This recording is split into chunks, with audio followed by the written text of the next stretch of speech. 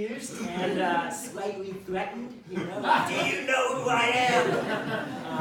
Yeah, so I just mean like, you know, judging based on the people I know, I'm a pretty well-known guy.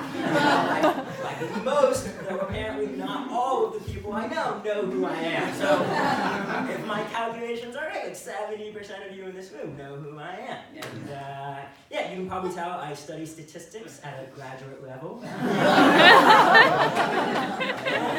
you know, even if you think you know all this about me, like, do you really know who I am?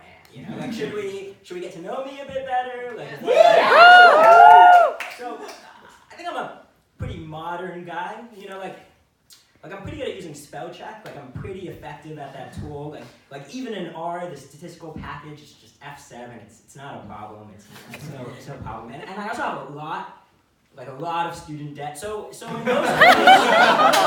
most ways I'm like the paragon of modernity, you know, but there is one way I'm really old-fashioned, and that's my height, you know, I just have more of like a 17th century height. You know, like in Europe, you know, those older buildings with the smaller doorways, and I just see those and go, yeah, you know, that works. I study statistics in grad school right now, but when I was an undergrad, I studied cognitive science. It was a mix of things like psychology and philosophy. And philosophy, you know, I learned a little bit about ethics, which is about, you know, how you as an individual should act. You know, what is moral? And the basic project is you try and come up with these set of principles, and you follow those principles to the logical extremes, and you have these test cases of behavior, and you try and match up the principles to behavior, and you go back and forth. Sometimes you change principles, sometimes you change behavior. It's this reflective equilibrium. So that's the project, and it's actually pretty hard, and also pretty boring. I think it gets pretty boring, pretty impractical, pretty quickly. So I came up with my own project. You know, I was like, all right, this. You know, I think I have a different project for ethics. I think ethics is really like, if I'm asking if someone's a good person, I just mean like, when the next Holocaust comes, are they going to be a Nazi? Like, I think that is the right project for ethics. Sometimes people hear that, like, what? That's like way too low of a bar, and I hear that feedback. But I just think like, human history says otherwise. You know, like if anything, it's a pretty high bar. So, you know, you might be wondering, like, is this project actually practical? Like, does it help you guide your behavior? Like, what has it taught you? And I don't have all the answers, but I do know who, like, the least ethical people are. Like, the people, when the next Holocaust comes, like, you want to get as far away as possible from these people. And actually, before we do that, let's just show a show. I'm going to try again. Let's just have a show of hands. Who here would consider themselves a polite person? Can you raise your hand if you would consider? Oh my God, put your Hail Hitlers down!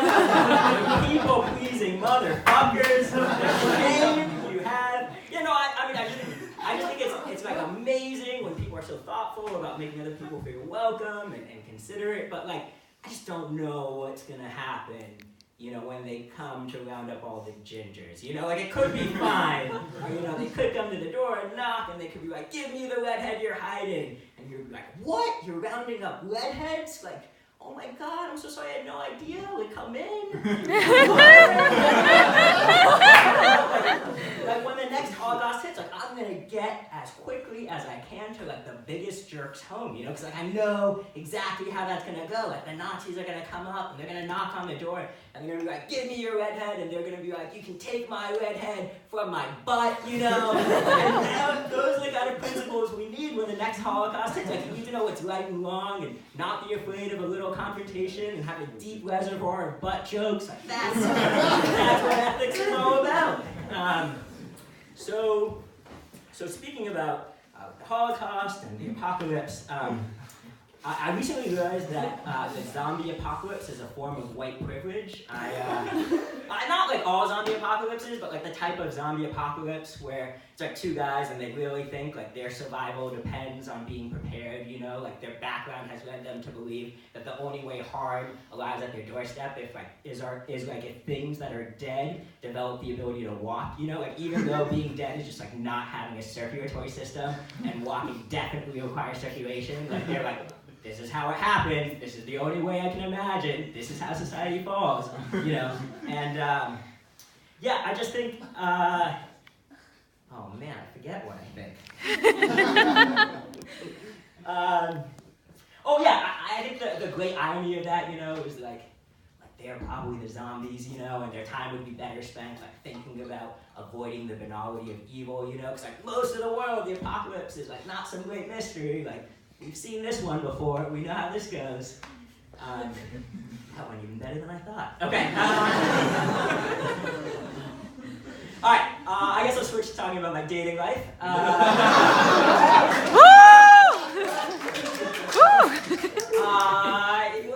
So let's start with the question: who in the room is single? Raise your hand. I'm really surprised people trusted that question at all. You're like, I didn't think being polite was being a Nazi, but So okay, no, it's not trust. So raise your hand if you're single. There's a lot of eligible bachelors looking around, make awkward eye contact. I think this might seem like a bit of a non sequitur, but to me, art is often about like, how do you find that medium that allows you to, express your emotions to another person, even though, we have these like pockets and corners of humanity that you can never fully excavate, because the depths of humanity are like, irreducible. Like you try and get as close as possible and bridge that gap. And to me, like that's a lot about art, and I think about that a lot, like depth and irreducibility and closeness and solitude when I try and explain my relationship status. I think I bring a bit of an art to it. I like to use a lot of analogies. Like for instance, I think my dating life is a little bit like Jesus, like it's been gone for a while now. We really all can't wait for the day it returns, like be the day. Or I like to say that like I'm like a sexual vegan, like I've managed to cut sex and sexual derivatives out of my life, and sometimes people are like, that's crazy, like how do you do that? And the key is that there's like these crazy sounding substitutes that you're like, there's no way that works, but like it works amazingly well. Like you might think you're like existentially lonely and just crave the affectionate contact of another human being, but have you tried like finding a really tall tree and just looking up and taking 10 deep breaths, because it's pretty much indistinguishable from introvert.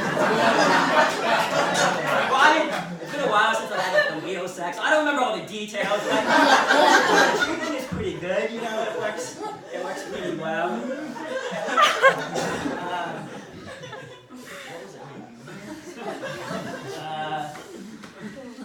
Oh yeah, okay, so the next joke, the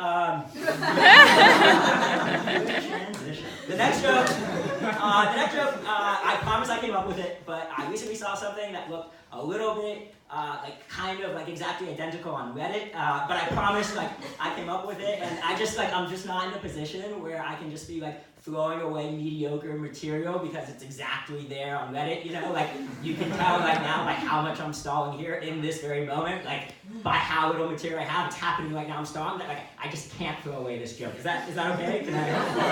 Okay, so, I think friends with benefits is a very cocky term, pun intended, because when I think of benefits, I think higher tax refunds, lower cost to join Costco, how good does sex have to be until it's as good as healthcare? I just don't think Marvin Gaye meant sexual hearing literally, if he was here, I think he'd say, keep your sex friends close, but treat your friends who encourage you to join Obamacare closer. I think